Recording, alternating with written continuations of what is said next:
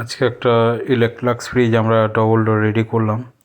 ফ্রিজটা এসেছিলো আমাদের কাছে বেশ কয়েকদিন আগে।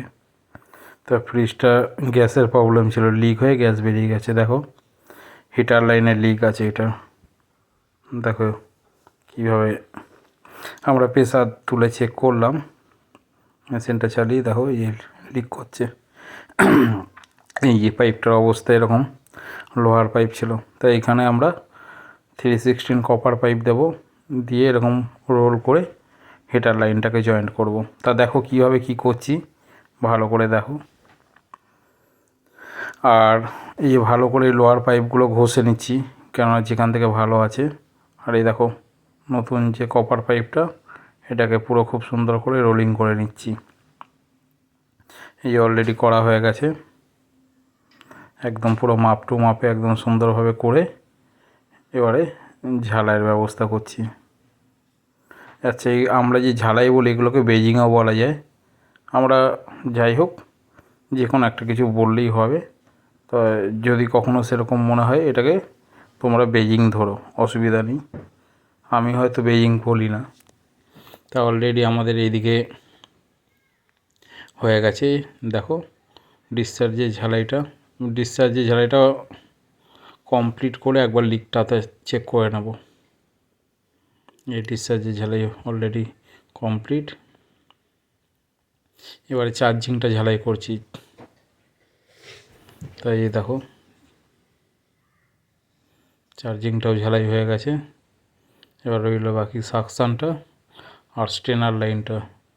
তবে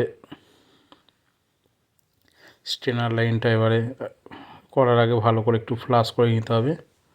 তাই দেখো আমরা সাকশানটা ধরে ভালো করে ফ্লাশ করে নিচ্ছি।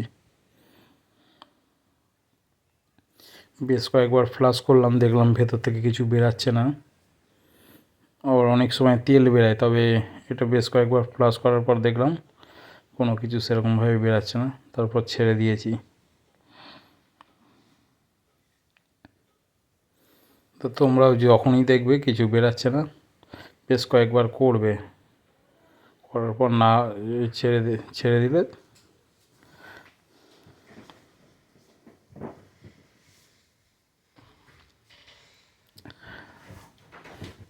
দেখো আমরা হিট দিয়ে সাকশনের মুখটাকে আমরা বড় করে নিয়েছি। আর এই যে দেখো কন্ডেন্সারের জায়গাটা ভালো করে ঘষে কপার টিউব জয়েন করে নিয়েছি। এবার কন্ডেন্সারটা ভালো করে ফ্লাশ করে নিচ্ছি।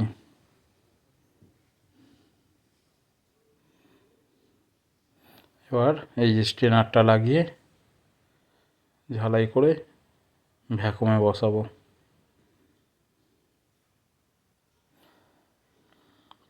অলরেডি আমাদের সাকশনে ঝালাই হয়ে গেছে।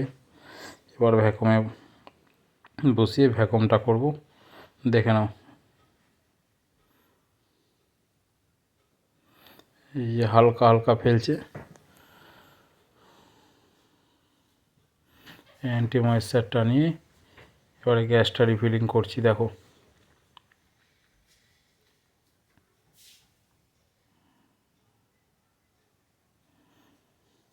দেখো টেম্পারেচার 21.1, 20.8, 17.6।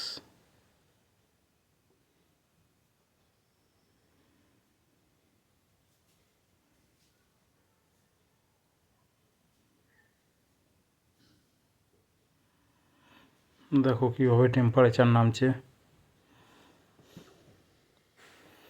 মেশিন আমাদের কমপ্লিটের দিকে।